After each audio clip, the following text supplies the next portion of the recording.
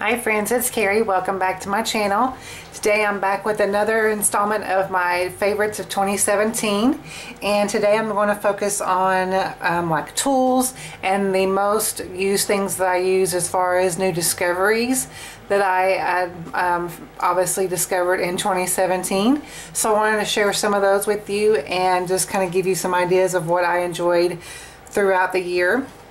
First up, I'm going to talk about this here. This is the new Tonic clean mat here. This is called the Easy Clean Mat, and it comes in this little tube here, this little hard tube, and if I can get it out there we go.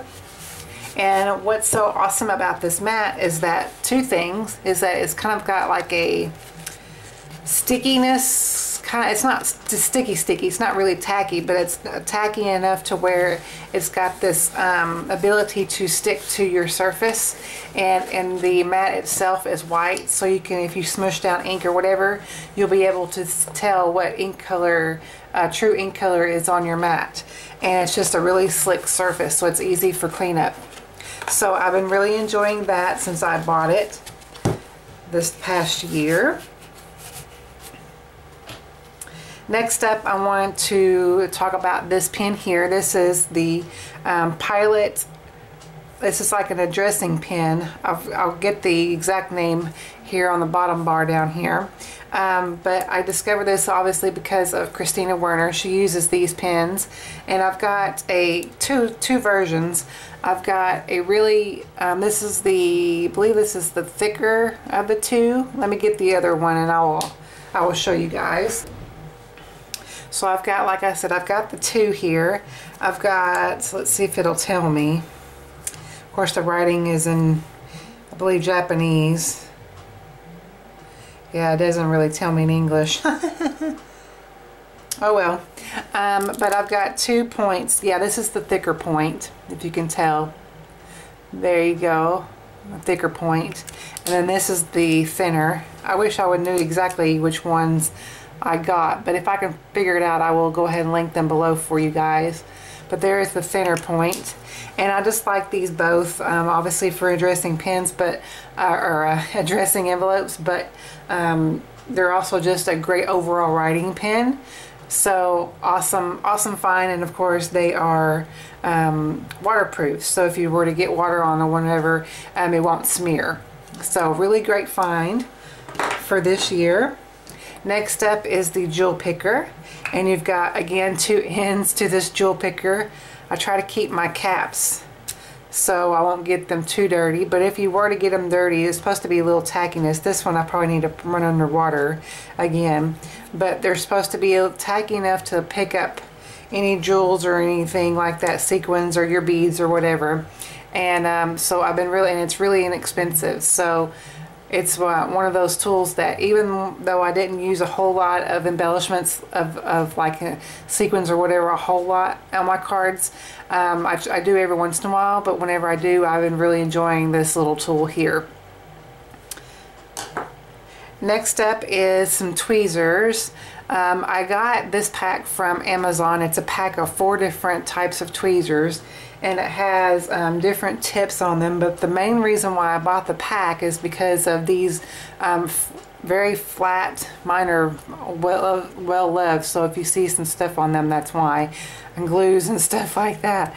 But so they're called flat backed, I believe, tweezers, and there's no like real sharp edges or anything on this particular pair, but it's really great to hold like little die cuts or just to like embellishments or anything like that, to give you a little bit of an extra hand, if you will. And so like I said, I picked these up from Amazon, and if I can find the ones that I bought, I will go ahead and link them below for you if you're interested in something like this. But they've been a really invaluable thing for me to have in my craft room this past year, so I've been really enjoying those. Next up is this Monroe sand eraser.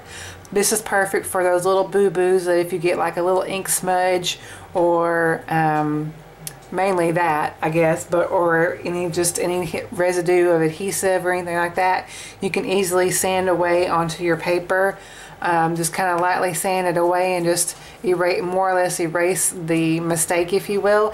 Now, you obviously big globs of ink or anything like that this won't take care of it. But if you were to get like your fingertips or whatever into some ink, all you got to do is just lightly sand away that little smudge or whatever, and just buff it, and then wipe it away. And then you can actually take just a regular eraser from a pencil, kind of go over it and smooth it out if you wanted to, and it just like it never happened. So it's been a really great thing, another great find for me.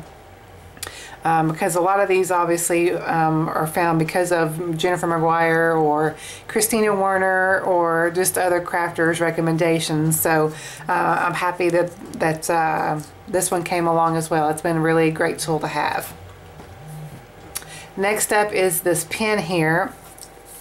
This is from EK Tools, or EK Success, but this one's EK Tools, and it's like it's a dual-ended pen here.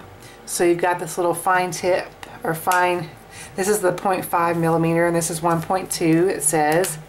So you've got like a little marker end and a little finer tip in. And I discovered this recommendation on because of Kelly Latova here on YouTube. And she loves this pen because she loves to outline her images once she is done coloring them. She likes to outline her images with this pen, and it's a really great one. I've been enjoying it. I also use this to address some of my envelopes as well. But so if I don't use this one here, then I'd use this one here. So and I've used both ends fairly about the same amount too. So really great pen, and I really nice handle to hold. It's yes, it's thin, but it's really comfortable because it's a little bit more thick at the bottom, so it's really comfortable to hold, to write with. So a really nice pen there.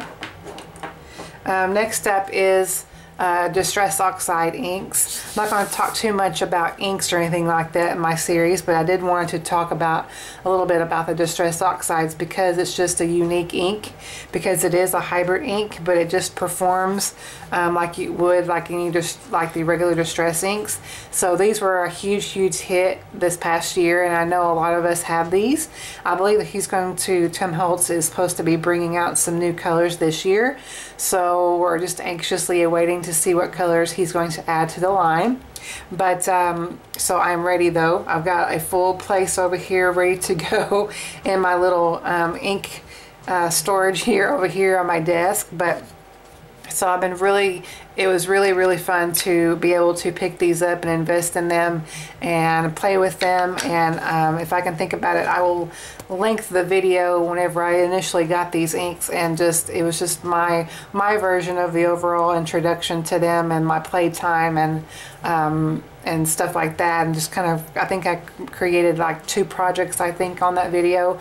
I had a really nice time. I'm just getting all inky, because usually I don't like to get all my fingers inky. But in that video I just let go and just had a lot of fun. So if you haven't tried these inks yet, they are just awesome to have, especially if you're not going to do anything but just ink blend with them. They're awesome with ink blending, so then it makes it so much easier to do that function, as that particular thing is to ink blend. So I highly recommend these Distress Oxide inks. A couple more things, or one more thing I wanted to talk about is the way that I've been cleaning my stamps. I discovered this bottle here. You could actually probably get this just like at a regular like Sally Beauty or whatever. All it is basically a pump dispenser that you can put any kind of like liquid or whatever. But I initially saw this on the Simon Says Stamp website, and it just gave me this wonderful idea because I love to clean my stamps. It's just easier and more convenient for me to have one of these, and I'm so sorry that it's dirty, but obviously it's well loved. But one of these microfiber cloths, I use this and then plus my cleaner here to clean my stamps, and this really grabs off the ink, and to have this cleaner on top of this rag, it's a really great combination, and it's really fast and quick. But this has a little flip top to it, and this one will lock, so you can turn it to one side or the other. So it, here we go. Just hold it, you gotta hold it right here. But it will lock. You can hear that little click here. That will lock it in place where it won't pump down, but once you unlock it, it will pump down. You can kind of see the liquid there. And all I do is just kind of put some on my rag and then clean off my stamp that way. And then whenever I'm done, I just lock it back into place and then put my lid down. And all this is the Ultra cleaner from Hero Arts is in here. So, and it's because this is an awesome cleaner for all types of stamps, but particularly I use them obviously for my clear, because that's what I use basically 100% of the time. So awesome way. And like I said, if I can think about it, I will go ahead and link this bottle and the cleaner, and of course the cloths that I use down below in the description bar area. So those were some of the things that I really used a lot within this last year as far as tools, and anything that was other than stamps or things like that. That's what I used for this year. So I hope this gave you a few ideas. Hope you enjoyed the video. Thank you guys so much for watching. I'll be back with one more video for my 20 of my favorites in 2017. Otherwise, I will catch you guys in my next video. Thanks for watching.